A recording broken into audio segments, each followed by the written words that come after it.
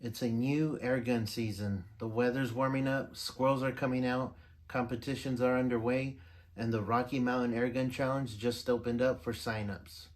You probably bought yourself a new or used impact this year. So join me because we're going to be looking at various different calibers.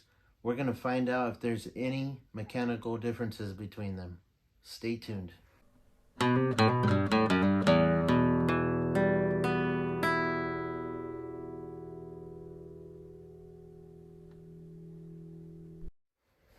What's up guys, and welcome back to my channel, Bass Avenue Outdoors. I'm Galvin and we're in the basement where I do unboxings, product reviews, and discussion on our favorite hobby.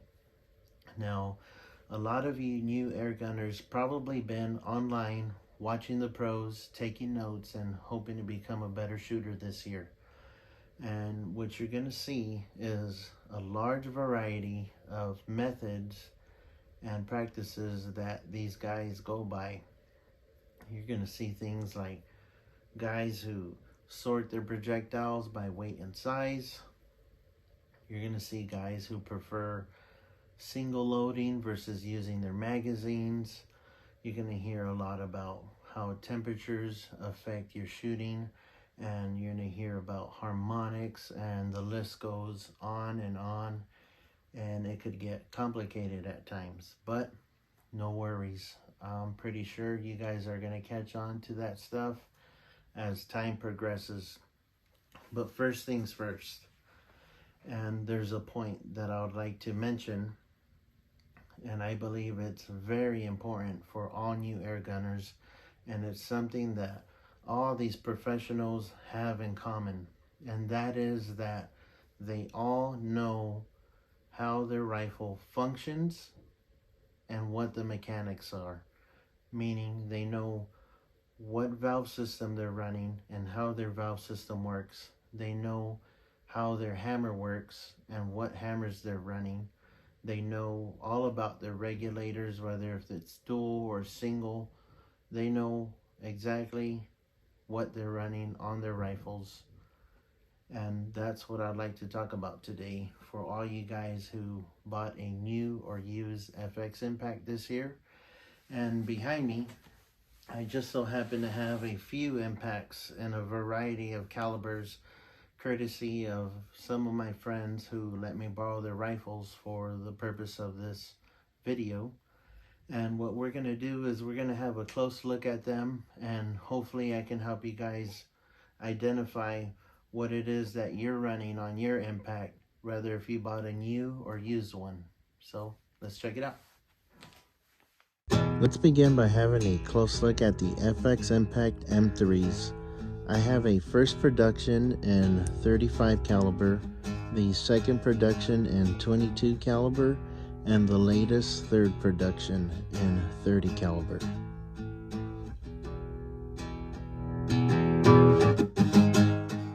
Primarily, I wanted to cover the rear block and hammer system, but let's also have a look at some very basic details as the different productions came along. So your first generation M3s will come with a standard rear block system that you will find on your MK1 and MK2. But now we're dealing with a 72cc power plenum. The M3 now also provides the option to mount your second regulator gauge on the side of the rifle. And I do say second regulator because this rifle now has two regulators. Your number one regulator regulates the main bottle pressure, and your number two regulator regulates your plenum pressure. The M3 now also has a premium cocking block system with a short throw lever that is ambidextrous and can be mounted on either side, whether if you're right or left-handed.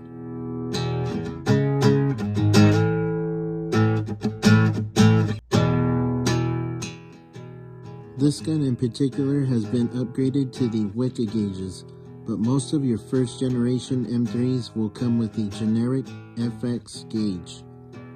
The 580cc bottle now comes standard with all Sniper Edition impacts, and your barrel shrouds will now be interchangeable from 177 to 30 caliber, with the exception of the 357 that still has fixed threads at the end.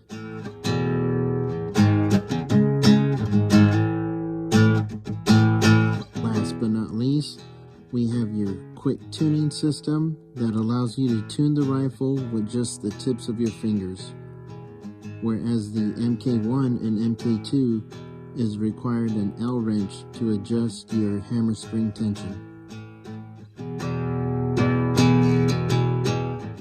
Okay, listen closely. This is where it gets exciting.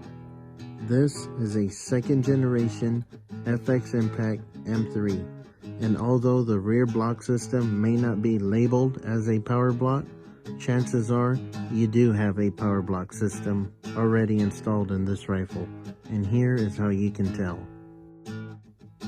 For starters, all three of your gauges will be Wicca gauges with a fancy FX Airguns cover on the side of them. If you have these gauges on your rifle, then the chances are that you may have a power block system already installed on this rifle.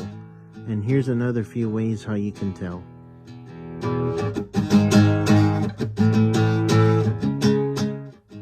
I have two valve systems laid out here. Your top valve system is your standard block, and your bottom system is a power block. Now the standard block has 4 bushing holes around the silver valve housing, and your valve housing has sharp edges that sit flush with the block, where your power block has rounded edges and does not sit flush with the block system. So the power block only has 2 holes for your bushings under the valve housing, and your valve housing is rounded so it does not sit flush with the power block. Moving forward, we have the complete 3rd generation FX Impact M3 with all the bells and whistles. This is the latest Impact that is out as of 2023. This rifle should come with all 3 Wicca gauges installed. The rear block is now labeled as the power block system with a 72cc power plenum. The rifle is even equipped with the new barrel clamp that makes it compatible with the new barrel tensioning system. Moving on to the hammer system. Now this is a topic that I know even a few pros didn't realize. Many have always thought that the 357 was the larger, bulkier rifle with a bigger valving system and a huge hammer, but that's not quite the case. In fact, the only thing that the 357 has extra over the rest of the smaller calibers are these 2 tiny washers that add extra hammer spring tension and a little bit of weight to your hammer. Your hammer slides up and down on the valve rod. The valve rod opens and shuts the airflow from your plenum down your barrel. The valve rod sits in the center of your action and the valve system of your rifle. This is a standard hammer weight and spring guide that comes on any Impact. Your 357 has an additional 2 washers that are pre-installed onto your spring guide. Your spring guide is then put into your hammer spring goes into your hammer, and now your complete hammer system slides right onto your valve rod, and on goes your C1. Your hammer slides through the action, striking the C1, pushing the valve rod forward to the open position. Once your C1 bumps into your valve adjuster sends your valve rod back to the shut position. Now let's have a quick look at the MK2s in 357, 22, and 25 caliber. Now this is a single regulated rifle with 2 gauges, one reading your main bottle pressure and the second reading your power plenum pressure. Now the MK1 and MK2 both have similar mechanical characteristics, which make them fully compatible and upgradable to the M3 components such as the 720 power plenum and the new power block system. All Mark IIs and forward now have the new standard hammer system, with the exception of the 357. The 357 Mark II still carries the old hammer system that is also found in the MK1. The new standard hammer has the dowel bushing on the hammer itself and not on the C1, whereas the MK1 hammer does not have the dowel bushing on the hammer, but has the dowel bushing on the C1.